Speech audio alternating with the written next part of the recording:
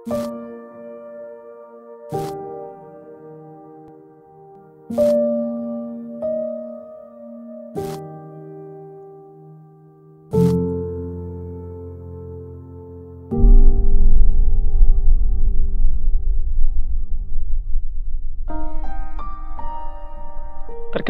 nama saya Dizzy Aprilio. Saya 26 tahun, asal saya dari Kota Malang.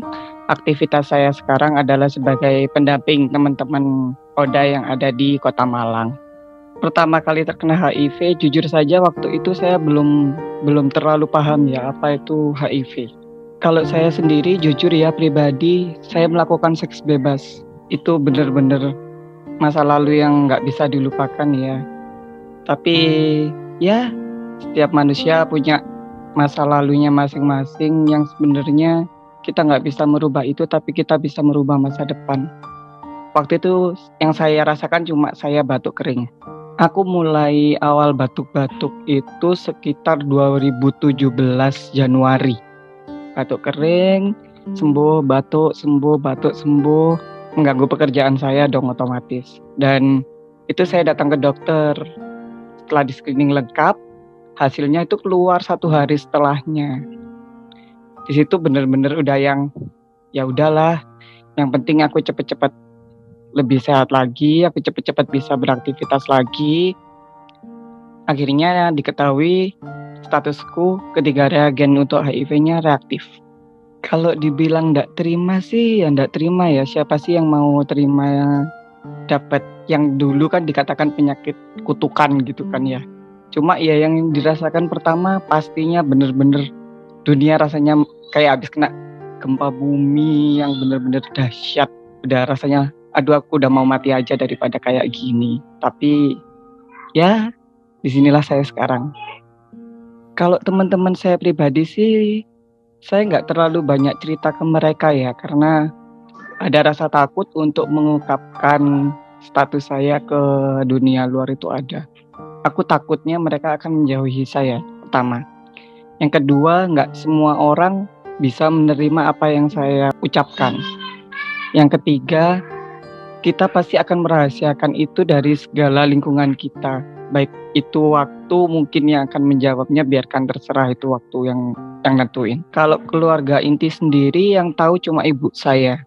Tahu sendirilah ibu sendiri kan pasti orangnya sensitif sekali. Waktu saya di IGD itu 2017, itu ibu saya yang nangis sejadi-jadinya, bener-bener yang kayak aduh drama Turki yang udah berjilid-jilid. Tapi aku berusaha menenangkan beliau karena kalau aku siap tapi lingkunganku nggak siap, itu juga sama aja stigma juga buat aku menurutku sih. Kalau menurut cara pandang saya sendiri ya, itu kurangnya edukasi dari sejak dini. Apa itu HIV, bagaimana cara penularannya, itu benar-benar kurang. Sebenarnya itu kan harus ditanamkan sejak dini, pelajaran sejak dini.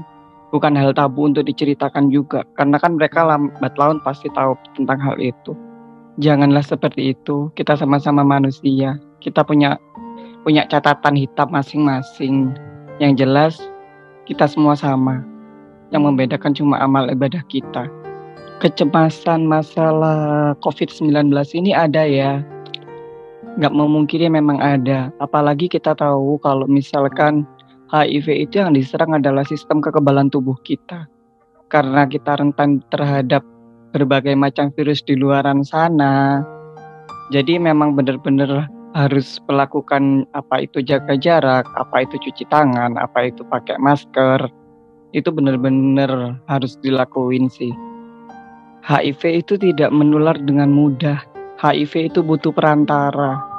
Kalau cuma berciuman dan pegangan tangan aja, itu nggak menular sama sekali. Jadi buat teman-teman yang ada di luar sana, orang dengan HIV itu orang yang harus kalian lindungi, orang yang harus kalian sayangi. Jauhi penyakitnya, jauhi sebab dari HIV-nya, bukan jauhi orang pengidap HIV-nya. Seperti itu sih. Kalau untuk pemerintah sendiri, Pak ayolah tolonglah, stok ARV-nya itu dibenerin lah. Jangan sampai ada teman-teman saya yang dapat cuma 1 minggu. Kasihan mereka kalau harus akses layanan 1 kali dalam seminggu. Kalau untuk teman-teman di luar sana, kalau kalian merasa pernah melakukan kegiatan beresiko, segeralah cek daripada ketahuannya lebih parah dari yang kalian rasakan, seperti itu sih. Jangan sampai kalian melakukan kegiatan beresiko. Ingat, apalagi untuk yang muda-muda, masa depan kalian itu masih panjang. Masa depan kalian itu lebih indah dari yang kalian bayangkan. Untuk teman-temanku sekalian yang aku cintai, ingat, kalian nggak sendirian. Kalian punya kita semua.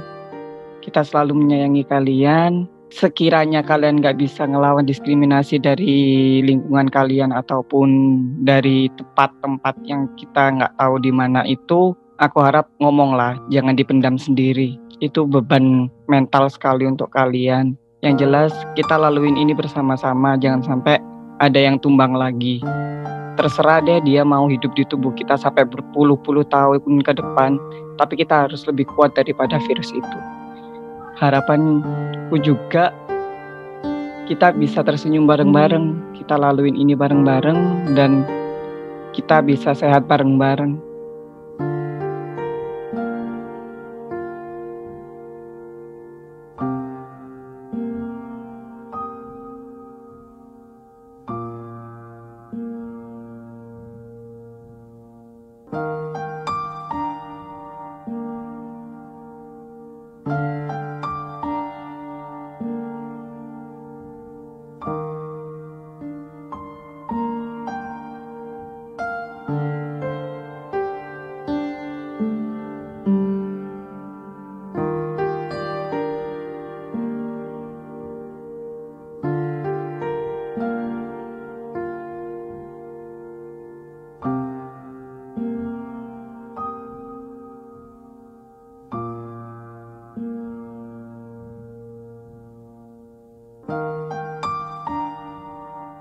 Jadi HIV itu adalah human immunodeficiency virus. Remaja itu juga masa yang paling sulit. Orang tua juga udah bagus-bagus banget.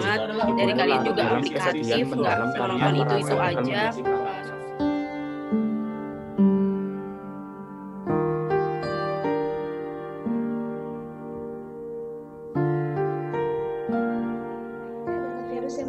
Cara pencegahan sendiri dari HIV/AIDS kita harus menghindari dari pergaulan bebas atau seks bebas. Nah, ada lagi kita juga